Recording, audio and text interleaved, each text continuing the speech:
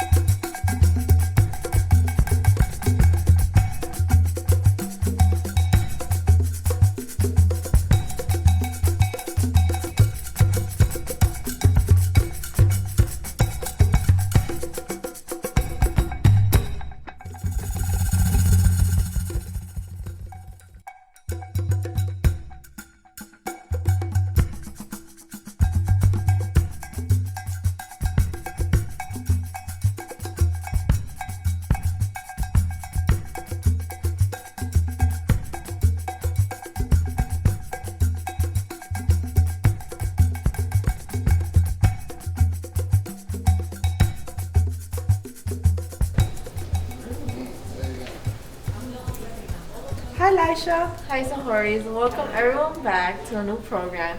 Today we're here in the urgent medical care and we're going to be seeing doctors and we're going to be knowing about their career path. Correct, Lisha. We're also going to be seeing nurses and other practitioners. We're going to catch them in their off time and we're going to ask them questions. They're going to be giving us a tour and we're probably going to learn about x-rays. Don't forget to wear your mask.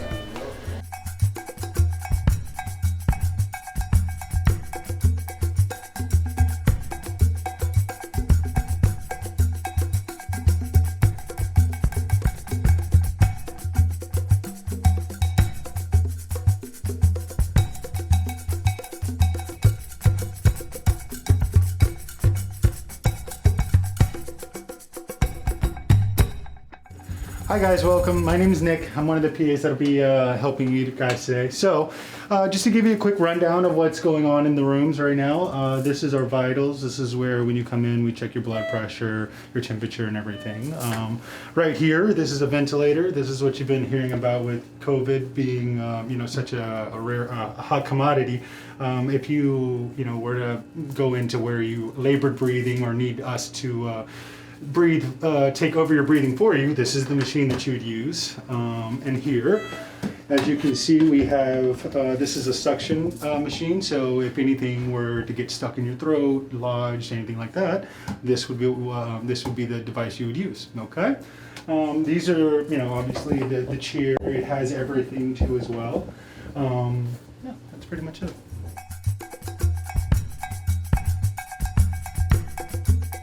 All right, guys, so in this room, what we're really showing you is the EKG machine. This is if you were to come in with any kind of chest pain, saying your heart's beating real fast, anything like that kind of complaint that you're worried about the heart, this is the machine that's going to show you. It takes a quick little snapshot of how the electrical system's doing in your heart and how it's conducting, and shows us. And then we can tell whether or not you're having a heart issue or not.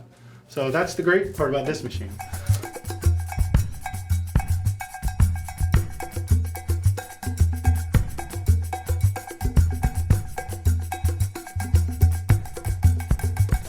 All right, guys, so in this room, the really cool aspect is this. This is an ultrasound machine. You can use it for a host of reasons, like you were saying, one of which is a pregnancy test. You essentially take this gel, put it directly on the skin, and then you use these probes, and it actually will give you an image right here that you can see of what's actually going on. Now, it's got a lot of other functions too. You can use it for fast exams. So say you were in a car wreck and you just want to make sure that, internally there's no internal bleeding on the patient. This is the machine that they use. This is the exact one that they use in the EDs when you go in there. And you can adjust and kind of see whatever organ you want. You can look at the liver, gallbladder, anything from the spleen to the stomach. It's a great machine, and it's no radiation, so there's no harm in it. It's not like an X-ray machine or an X-ray where you don't want to take too many of them. So.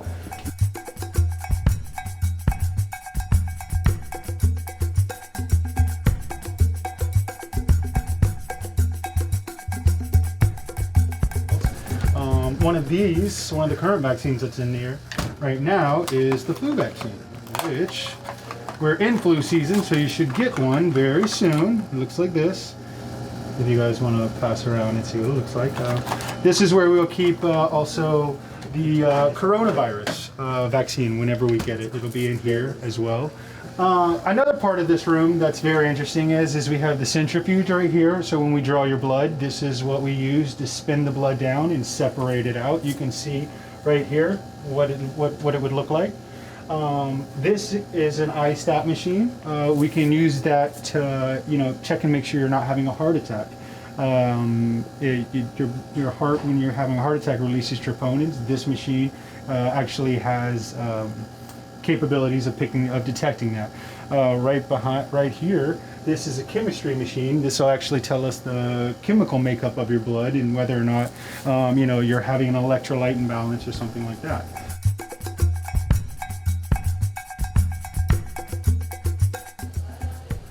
All right, guys, so I know we've given you the tour of everything and kind of all the instruments that we have, but I got one last treat. There's a really cool piece of technology I want you to look at and see.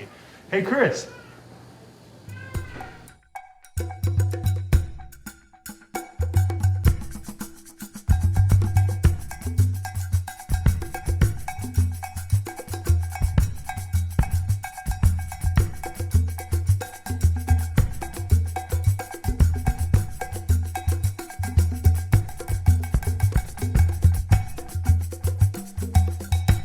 So, hello everyone. This is the X-ray machine that we use here at Doctor's Urgent Medical Care.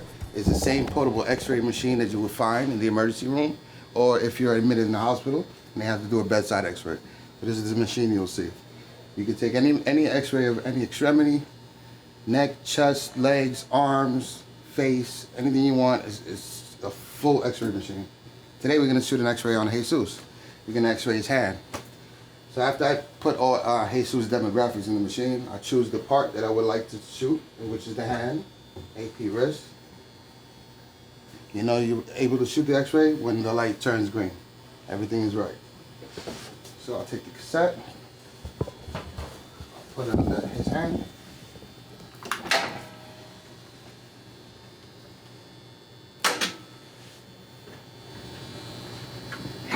And then we're ready to shoot. And the X-ray is shot. Now normally, for an X-ray of the hand, it'll be 3 positions. It'll be AP, which is flat on the wrist. It'll be lateral, it's like this, and then you shoot underneath, you know? So basically, that's how we shoot an X-ray. That's what I'm being crazy about it. And if he wants to talk to you. Yeah, do you have any questions? Oh yeah, Jesus, do you have any questions? How does it pull up the image? How do we pull up the image? Yeah. The X-ray machine? Yeah. Once I'm done, I'll adjust it, I'll mark it, indicate it left and right, then I'll send it over to the computer, which in turn sends it to the radiologist, which they read the X-ray. Most of the time the doctors can see if it's a flat out distal fracture, they can see it identified there, but we send it out to the radiologist for a confirmation. So that's how you see them. How long does that take? Instantaneously. It'll take maybe 5 minutes, the longest. Cool, right? Yeah. Whatever the separator. Okay, that'll be a stand-up X-ray. So it's like you're shooting a chest, and I'll shoot it from here. I'll shoot 2 for the ribs. I'll shoot it front, AP, and then oblique a little bit. And even your arm out supine. Why? Because the X-ray have to see, the radiologist will have to see the whole rib itself. So the whole rib, you have to view it on an angle that's oblique. So that's you'll be able to see the whole rib. And how does it work for the head? How does it work for what? The head. The head? Okay, the head is a facial. If you have if you had an accident or injury that you fell, or maybe got hit with a ball, it'll be a soft tissue facial orbital X-ray. So we'll shoot it straight up. You stand up straight and you look straight, and then we'll do a side view, a lateral view. And that'll indicate if you have any broken bones. Basically, that's what we're looking for, broken bones. So what if it's like something black in the X-ray, like a black shadow or mass? As far as the bone, Yeah. see, that's what you're looking for. You're looking for a black line or white line, but mainly there'll be a black line. So there'll be a fracture. That would be a non-displaced fracture. If the bone is completely detached from the other bone, that's called a displaced fracture. That's when you might need screws and surgery to put it back together.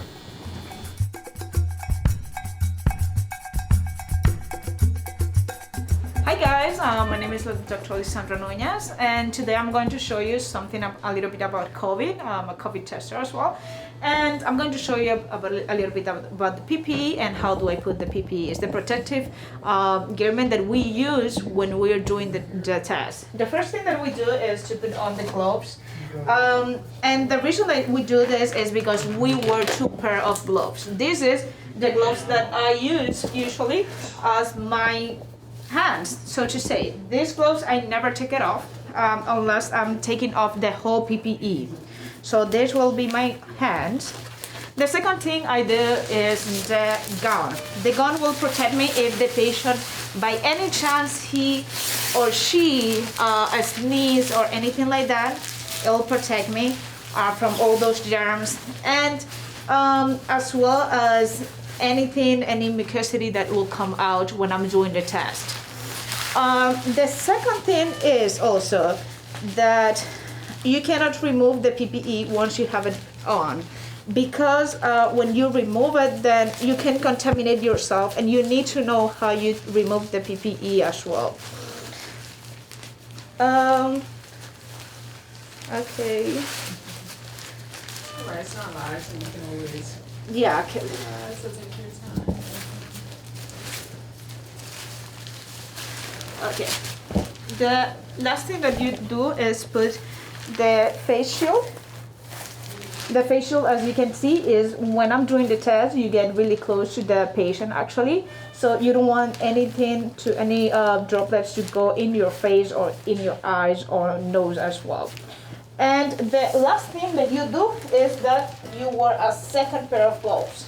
Those pairs, as I said before, these pairs of gloves are the ones that will be like my hands. But when I put these ones, these will be the ones that I'll be using to do the test to the patient. And those are the ones that I'll dispose, okay? Every time that a patient comes in, I have to change these pairs of gloves and not the other ones that are beneath those ones. In here, what we do is 2 types of tests. The first one is the PCR or COVID-19 test, is the nasal swab. That's the one that allows us to know if the patient has the virus right now. And the other test that we do is also the antibody test. It's a blood test. We have all the equipment here to do both tests at the same time if the patient needs it. For the PCR, we only need 1 nasal swab and also 1 of the tubes. It's non-painful. Actually, that's the first thing the first question that a lot of people ask. It's non-painful if you know how to do it also, and if you're patient and also guide the patient as well. Okay, and the last thing is the antibody test. Okay, so anything else? Do you have any question? What does PPE stand for exactly? So it stands for personal protective equipment, and it will be the garment that you'll use for your single use and nothing else like that. Okay, so it's really personal, so to say. Any other questions? What we do when a patient comes on positive, for example. How long does the test come back? Yeah, so it depends on the lab. What we do here is just we take the sample, we send it to the lab. It takes 2 to 5 days to come back, okay? Once we have the results, then we get in contact with the patient and the family members and tell them if the results are positive or negative and what can they do after that, okay? What happens if somebody tested positive and they're with their family at home? What does the family do? Right, so whenever the patient tests positive, the first thing is we have to call them. We have to tell them that they all need to get tested as soon as possible, and they have to self-quarantine. The quarantine varies from anything from 10 days to 14 days. We usually use the 14 days, that's what we stand for, 14 days of quarantine, and then the patient can go out.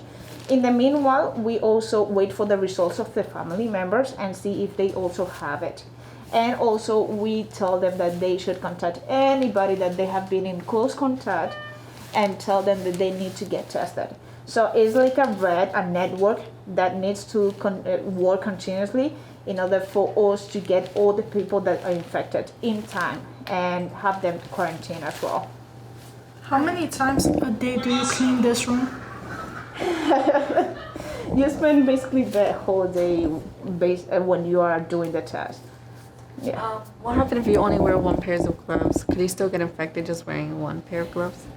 It's not that I will get infected. The only thing is when I'm taking off my PPE, then I will be contaminating myself all the time. So, for example, when I take off this pair of gloves, those are the ones that I use with the patient. When I'm taking this protective garment, I have to use this pair of gloves that are beneath it to take it off, because if not, then I'm contaminating myself.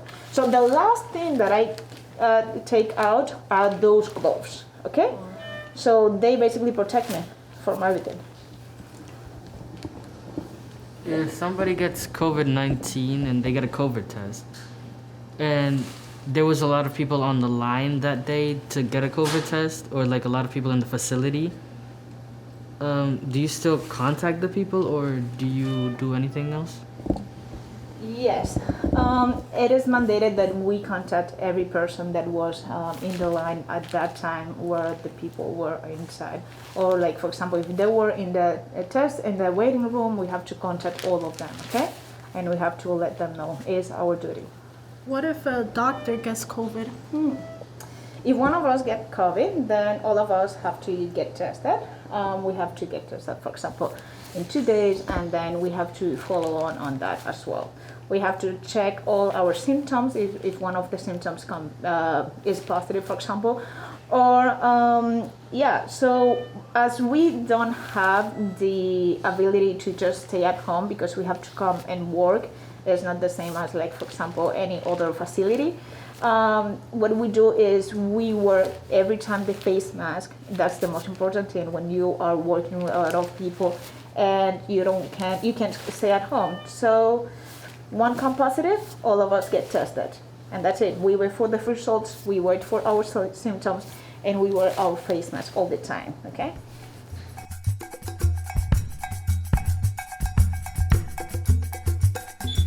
Hi guys, my name is Angelica.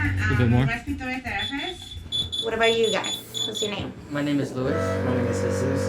My name is Laisha. And I'm Sauris. Okay, so do you guys know about the pulse oximeter, or what does it do?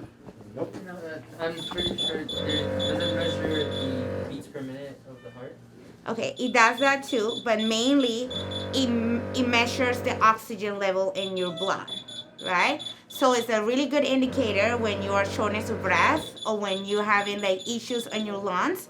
So the normal stat, which we call the oxygen in your blood, is between 100 and 95. When you get older, it could go a little bit lower. Some older people get like between 88, 94, but usually has to be above like 95 normally, all of us, right?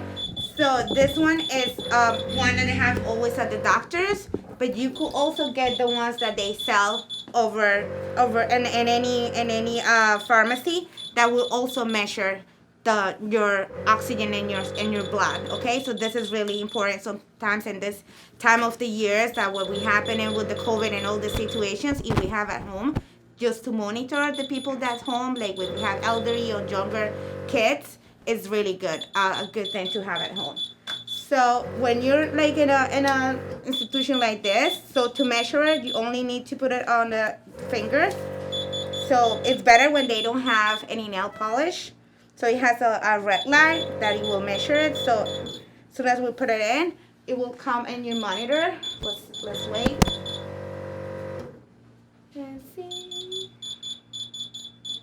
Okay. This is understanding. Okay, there we go.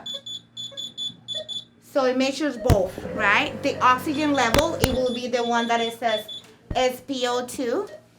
So it's 98, which is perfect, and her heart rate or her pulse ox, right? So that's what it is, the 104. And you could hear it, or sometimes you could just leave it off. So they will tell you that you're very healthy, your oxygen level is fine, and it will be the same thing with this one. Like if we got this one at home,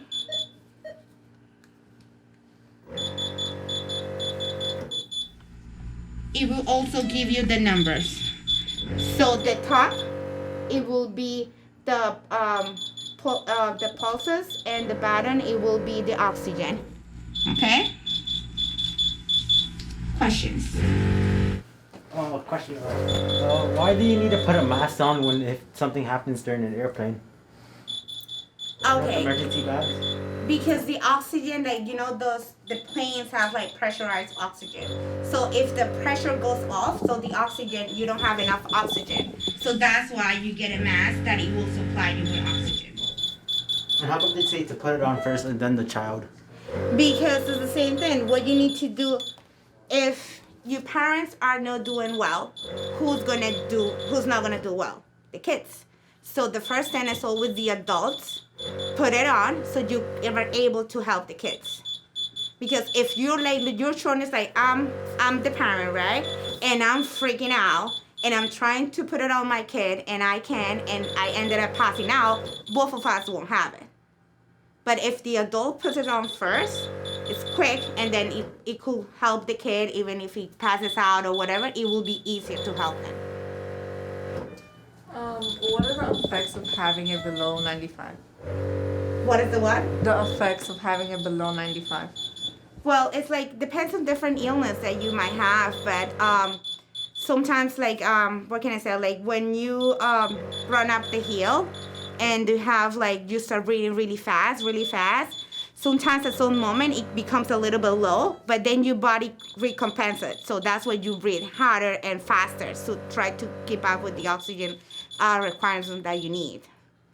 But also like right now with the COVID, what it happens is like sometimes it gives pneumonia, right? So the lungs are like, let's pretend that it's a balloon, right?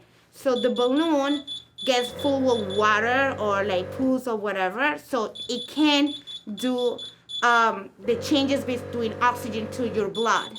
So what happens is like that's how the first thing that you will see, like when the people get really sick, because they don't have that exchange. So the oxygen level goes down. So that's why this tool is really good when you have it at home, because you can monitor these things and see, okay, somebody's getting really sick. So maybe this is the time to go to the hospital. What can wearing a mask affect your oxygen level? No, the masks are really breathable, so in and out, so you're fine. Like you could see, you have your mask on and it hasn't been below 98.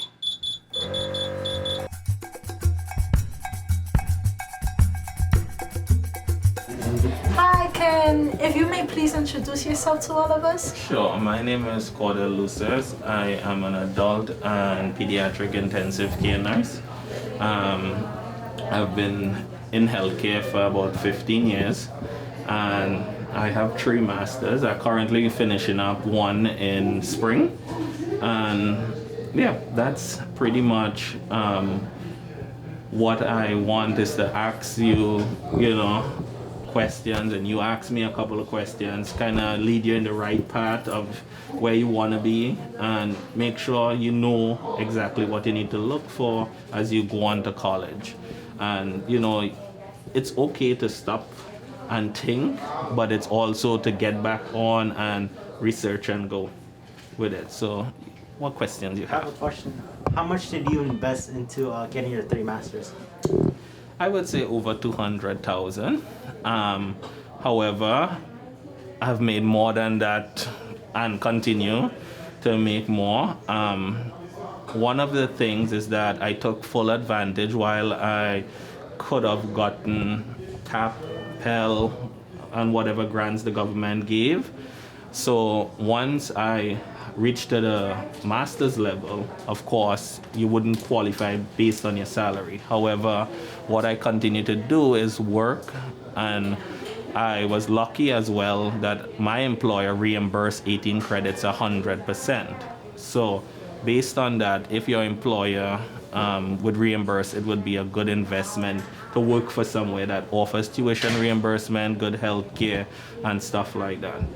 All right, there's also a lot of grants that are available that you could write a essay for. Most of them do, and they'll give you some form based on, you know, what is their compensation gift, and that could go to your education as well. Some schools also offer discounts, like for Monroe, for example, and my employer have a relationship, so you get like a couple % off. So you look into things like that. If I may ask, what are your 3 masters in? So I have one in nursing education, nursing leadership, and I'm doing an acute care nurse practitioner. I got a question. How long did it take you to get those masters? So estimated time is about 5 years. Most of the programs, once you hit the master's level, it would be a sum of similar classes. So they'll be transferable, and you'll be able to do the core classes that you're missing. So if you also find a school that offers the programs that you need at the level of the accreditation, you'll be able to transfer those classes. So technically you'll be getting a master's on top of a master's with just a couple extra classes. So if you need 17 classes the first time, you may need 10 the next time. So then it also saves you some money. What programs did you join while being in school to help you lead in that path? So one of the things is that I got involved in nursing-led programs, got involved with professors at the school. Student government is very good because you want to find out exactly what's going on in your school, you know, how to help you go through, and also be a voice for the students, because, you know, I am also someone that wants to know how do we benefit as students coming to this school. As well as I got involved in a lot of political actions with 1199, which was a union that when I was an LPN, because I wanted to know, like, okay, all right, how does the law or how does the government, implement stuff for students? One of the things is that we went to Albany many years ago, and Governor Cuomo signed into law for students to be able to go at a certain level for free. So if we could take advantage of that, that's important for you guys, because a lot of people marched up there to support that bill, so that today you could have something.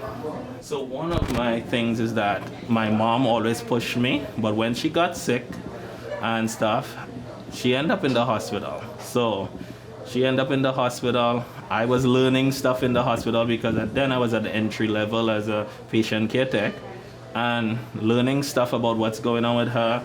Dr. Nunez being a fellow, teaching stuff, always hearing the interesting things that are going on, keep pushing, like, okay, medicine is so great, nursing is so great, there's so much to learn, and I wanted to actually know more, and I felt the need to get involved, take care of patients. The sickest patients coming and they walk out, get discharged. It's amazing, so it keeps me going. I'm thinking about actually teaching, one, and two, one of the things is actually being a hospital administrator.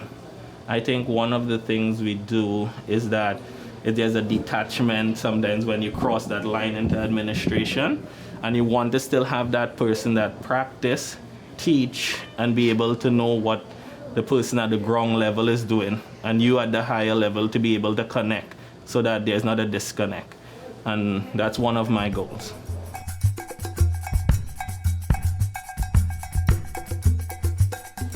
Thank you guys for watching. Stay tuned for our next program. I hope you have fun. Please follow us on all our socials. And don't forget again to wear your mask and get tested. Bye. Bye.